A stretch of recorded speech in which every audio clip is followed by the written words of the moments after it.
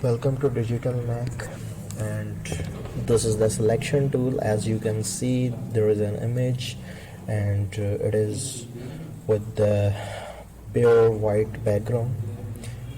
And this is the simple eraser tool, which is used to erase any image or any part of the image.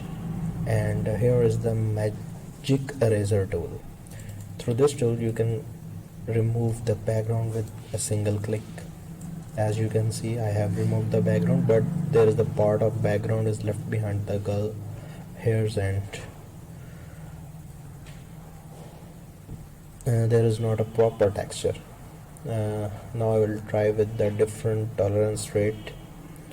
I will try with the 88%, and now you can see even it's in the better format, but let it try with another tolerance percentage. Now we'll try with the 40%, and you can see that only one part of the image is removed, but you can reorder the format with the simple eraser tool.